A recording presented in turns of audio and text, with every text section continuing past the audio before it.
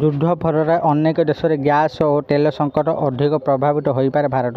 America Iran ଯୁଦ୍ଧ ଫଳରେ ବିଶ୍ୱର ଅନେକ ଦେଶରେ ଦେଖାଗଲାଣି ଗ୍ୟାସ୍ ଓ ତେଲ ସଂକଟ। ତେବେ କତାରର ବୃହତ LNG ପ୍ଲାଣ୍ଟ ଉପରେ ଇରାନର ଆକ୍ରମଣ ପରେ ଭାରତ ପାଇଁ ଚିନ୍ତା ବଢ଼ିଛି। ଆସନ୍ତୁ ଆଜି ଆମେ ଏହି ଅପଡେଟ୍ ବିଷୟରେ ସମ୍ପୂର୍ଣ୍ଣ ଜାଣିବା ଭିଡ଼ିଓ ମାଧ୍ୟମରେ।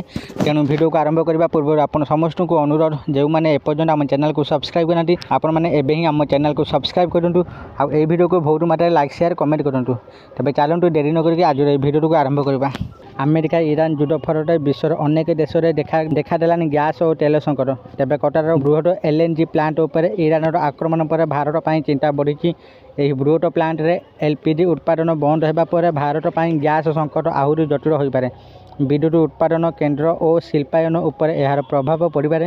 ଇନ୍ଧନ ଅଭାବରୁ ଉତ୍ପାଦନ ମହଙ୍ଗା ହୋଇପାରେ। ସେହିପରି ରୋଷେଇ ଗ୍ୟାସ୍ ଦର ମଧ୍ୟ ବୃଦ୍ଧି ପାଇବାର ଆଶଙ୍କା ରହିଛି, କାରଣ ଭାରତ କତାରରୁ ପ୍ରାୟ 20% LPG ଆମଦାନୀ କରିଥାଏ ଆଉ ବିଦେଶରୁ ଆମଦାନୀ କରିଥାଏ 50% ପ୍ରାକୃତିକ ଗ୍ୟାସ୍। କତାରରେ ଥିବା ବିଶ୍ୱର ଦ୍ୱିତୀୟ ବୃହତ LNG ପ୍ଲାଣ୍ଟ ଉପରେ ମିସାଇଲ୍ ମାଡ଼ ଉପରେ ଏବେ ସାରା ବିଶ୍ୱରେ ଚିନ୍ତା ବଢ଼ିଛି। ଆକ୍ରମଣ ଫଳରେ ବ୍ୟାପକ କ୍ଷୟକ୍ଷତି ହୋଇଥିବାରୁ ସାରା ବିଶ୍ୱରେ ଶକ୍ତି ସଂକଟ ଦେଖାଦେବା ନେଇ ଆଶଙ୍କା ସୃଷ୍ଟି ହୋଇଛି। ଭାରତ ମଧ୍ୟ ଅଧିକ ପ୍ରଭାବିତ ହେବା ନେଇ ଆକଳନ କରାଯାଉଛି। କତାରର ରାସ୍ ଲାଫାନ୍ ପ୍ଲାଣ୍ଟ ଉପରେ ଭୟଙ୍କର ମିସାଇଲ୍ ମାଡ଼ ଉପରେ ସେଠାରେ ଉତ୍ପାଦନ ସମ୍ପୂର୍ଣ୍ଣ ଠପ୍ ହୋଇଯାଇଛି। ମୁଖ୍ୟମନ୍ତ୍ରୀ ମୋହନ ମାଝୀଙ୍କ ବଡ଼ ଘୋଷଣା, ଜାନୁଆରୀ ମାସରୁ ମିଶିକି ଆସିବ ଦରମା। LNG ପ୍ଲାଣ୍ଟ ଉପରେ ଆକ୍ରମଣର ବଡ଼ ପ୍ରଭାବ ଭାରତ ଉପରେ ପଡ଼ିପାରେ। ଭାରତ ନିଜ ମୋଟ ଆବଶ୍ୟକତାର 50% ପ୍ରାକୃତିକ ଗ୍ୟାସ୍ ବିଦେଶରୁ ଆମଦାନୀ କରିଥାଏ।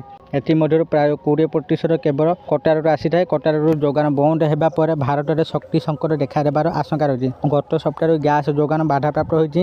ଏଣୁ ଭାରତକୁ ଏବେ ବଡ଼ ପଦକ୍ଷେପ ନେବାକୁ ପଡ଼ିବ। ବିଶେଷ କରି ଶିଳ୍ପ କ୍ଷେତ୍ର ଏବଂ ବିଦ୍ୟୁତ୍ ଉତ୍ପାଦନ କେନ୍ଦ୍ରଗୁଡ଼ିକରେ ଗ୍ୟାସ୍ ବ୍ୟବହାର କାଟ୍ କରିବାକୁ ପଡ଼ିପାରେ। ଯଦି ଯୁଦ୍ଧ ଲମ୍ବା ଚାଲେ ତେବେ ଶିଳ୍ପାୟନ ଉପରେ ଏହାର ଗୁରୁତର ପ୍ରଭାବ ପଡ଼ିବା ନେଇ ଆଶଙ୍କା ସୃଷ୍ଟି ହୋଇଛି। କାରଖାନାରେ ଇନ୍ଧନ ଅଭାବରୁ ଉତ୍ପାଦନ ମହଙ୍ଗା ହୋଇପାରେ। ସେହିପରି ଗାଡ଼ି ମୋଟର ଏବଂ ରୋଷେଇ ଗ୍ୟାସ୍ ଦର ମଧ୍ୟ ବୃଦ୍ଧି ପାଇବାର ଆଶଙ୍କା ରହିଛି। ଯୁଦ୍ଧ ଭିତରେ ପ୍ରଥମ ଥର ଭାରତରେ ବଢ଼ିଲା ପେଟ୍ରୋଲ ଦର, ପ୍ରିମିୟମ୍ ତେଲ ରେଟ୍। ଅନ୍ୟପଟେ ଭାରତରେ ତୈଳ ଓ ଗ୍ୟାସ୍ ସଂକଟକୁ କିଭଳି ନିୟନ୍ତ୍ରଣ କରାଯାଇପାରିବ ସେ ଦିଗରେ ଲଗାତାର ସରକାର ପ୍ରୟାସ କରୁଛନ୍ତି। ପ୍ରଧାନମନ୍ତ୍ରୀ ମୋଦି କୂଟନୈତିକ ସ୍ତରରେ ଏହି ସମସ୍ୟାର ସମାଧାନ କରିବା ପାଇଁ ବିଭିନ୍ନ ଦେଶର ନେତାଙ୍କ ସହ ଆଲୋଚନା ମଧ୍ୟ କରୁଛନ୍ତି। ହର୍ମୁଜ ପ୍ରଣାଳୀରେ ଚାଲିଥିବା ଉତ୍ତେଜନା ଭିତରେ ଗତ କିଛି ଦିନ ହେବ ଭାରତକୁ 3ଟି ତେଲ ଓ ଗ୍ୟାସ୍ ଟ୍ୟାଙ୍କର ସୁରକ୍ଷିତ ଭାବେ ଫେରିଛନ୍ତି।